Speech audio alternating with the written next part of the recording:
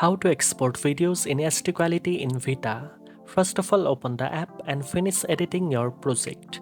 Once you are satisfied with your video, tap on the resolution button at the top. Here you will see options for video resolution and format. Choose HD quality 720p or 1080p depending on your preference and device capability. You can also adjust the frame rate if needed for smoother playback.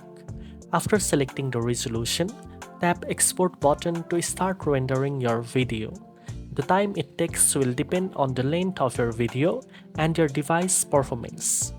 Once the export is complete, your video will be saved in your gallery or preferred storage location.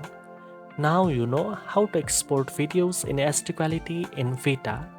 If you found this video helpful, don't forget to like, share and subscribe for more editing tips.